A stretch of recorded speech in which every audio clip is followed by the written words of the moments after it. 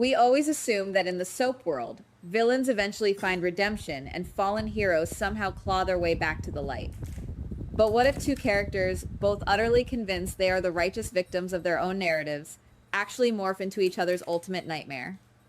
I am talking about a scenario where there is no redemption, no last-minute rescue, and no moral awakening. Just pure, unadulterated, mutual destruction. If you ask me, we are standing on the precipice of one of the darkest conclusions in television history. Right now, we are watching a truly toxic chess match unfold between Drew and Willow. The current landscape is a volatile powder keg waiting for a single, fatal spark. Drew is slowly regaining his mobility after being trapped in the horrifying silence of locked-in syndrome, an agonizing state that Willow actively tried to maintain to protect her own secrets.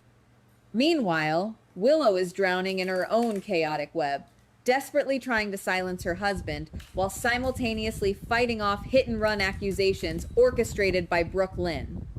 The tension has reached a boiling point, and the walls are closing in on both of them at an alarming speed.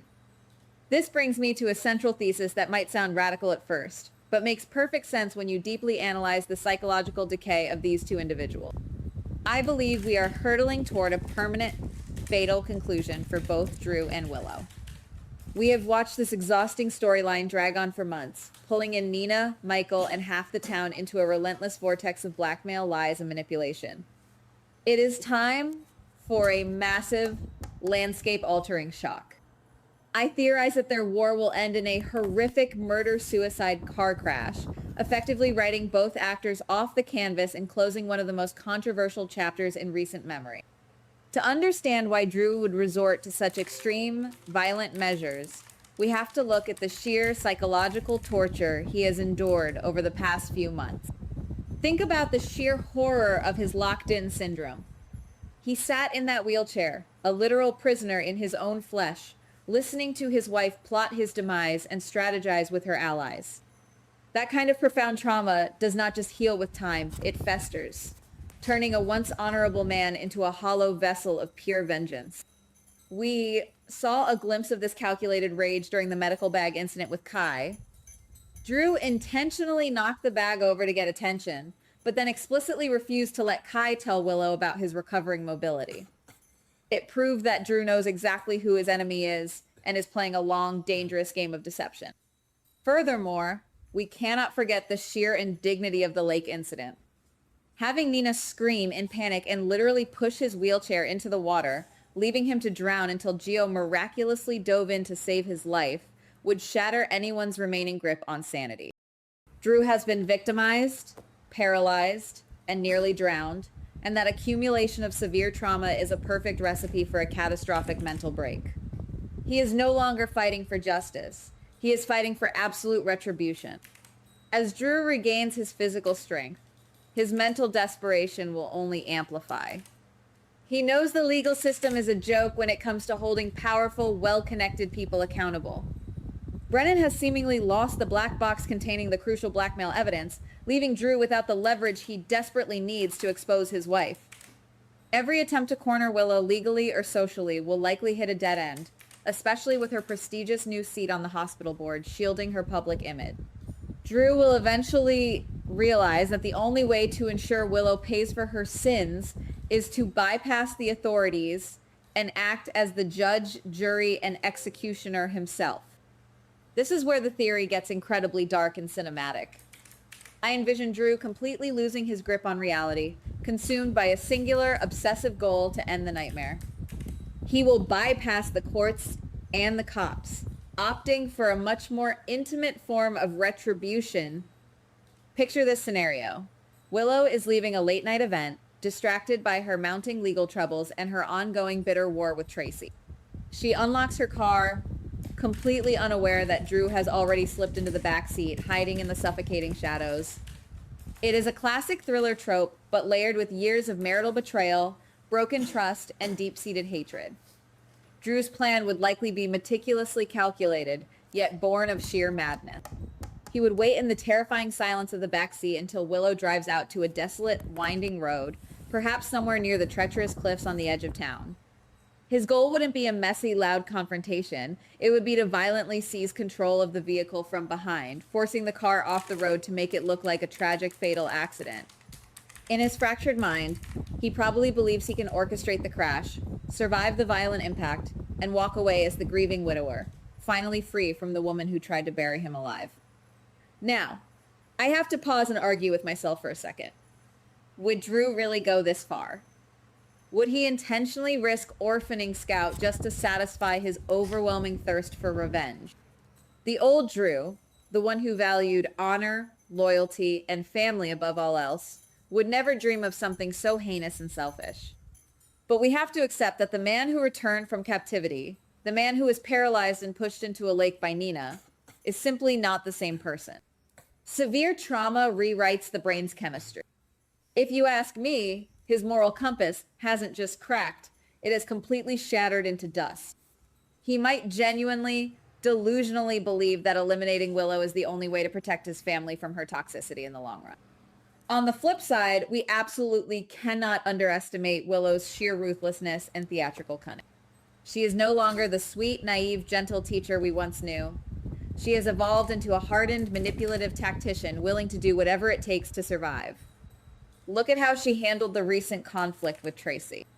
When Willow felt cornered and needed a distraction, she didn't just argue. She literally threw herself into a shallow fountain, screaming at the top of her lungs and faking a violent physical attack just so Chase would witness the spectacle and arrest Tracy on the spot.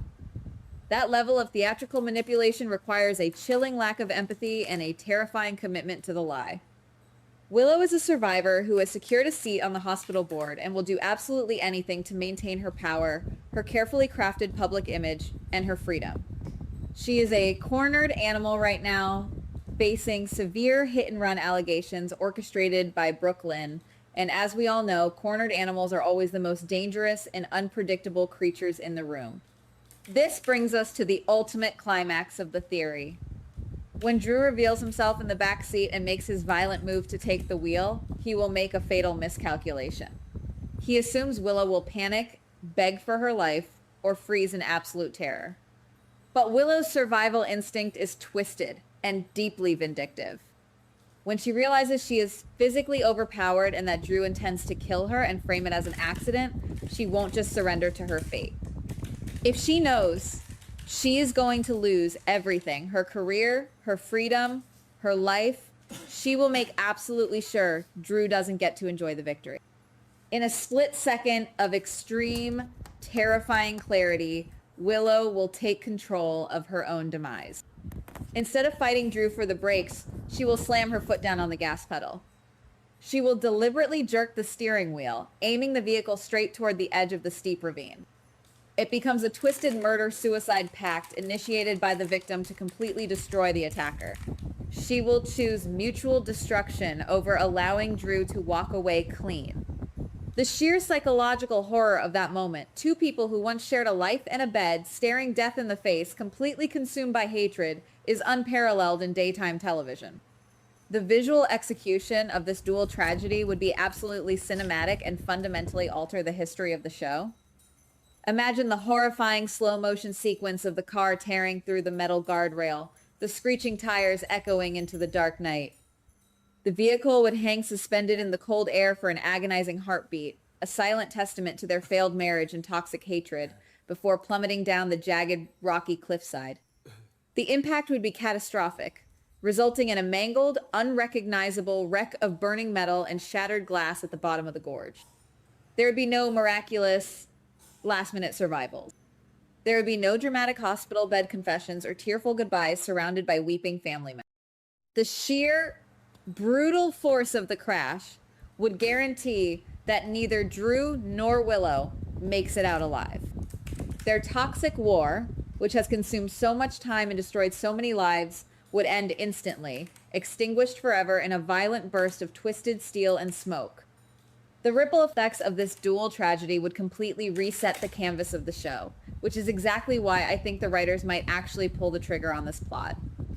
Let's look at Michael. For months, he has been navigating the treacherous waters of custody battles, lies, and constantly shifting loyalties.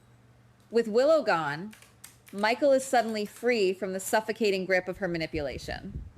He becomes a single father, forced to rebuild his life from the ground up.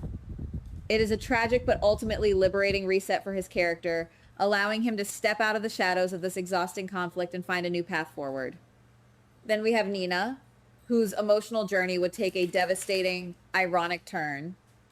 Nina has spent so much time enabling this chaos, even going so far as to push a wheelchair-bound Drew into the lake in a moment of sheer panic.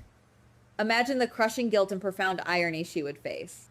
She fought so incredibly hard to control the narrative and protect her daughter, only to lose her in the most violent way imaginable. Nina would be forced to confront the harsh reality that her constant interference and manipulation ultimately contributed to the toxic environment that got her daughter killed. We also have to consider how this impacts the broader community, specifically Jason and Carly. Jason just made his highly anticipated return, making it abundantly clear that he wants to prioritize Danny and step away from the dangerous mob life. Carly is deeply entangled in her complex romance with Valentine and the fallout from his myriad of secrets. The sudden, violent deaths of Drew and Willow would send massive shockwaves through their lives, forcing everyone to reevaluate their priorities. The town would be forced to mourn, but also, in a dark, unspoken way, breathe a sigh of relief that the relentless warfare has finally ceased. Ultimately, this theory isn't just about cheap shock value. It is about profound narrative consequence. For far too long, characters have crossed unspeakable lines without facing the ultimate penalty. A mutual destruction ending for Drew and Willow would serve as a grim, unforgettable reminder that hatred is a poison that eventually consumes the vessel holding it. They built a sprawling prison of secrets, blackmail, and emotional violence, and in the end, that prison became their permanent tomb.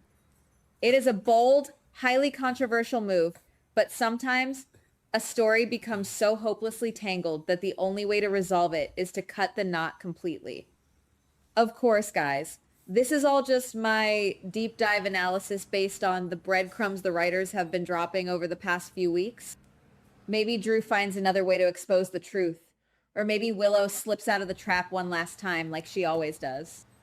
But as we watch them circle each other, the tension thick and suffocating, you have to wonder how much longer this can go on before someone finally snaps. The road out of town is incredibly dark, the cliffs are steep, and the brakes might just be waiting to fail. I guess we will just have to wait and see who pushes who over the edge first. Goodbye. Please like, subscribe, and comment on the GH Spoilers Daily channel.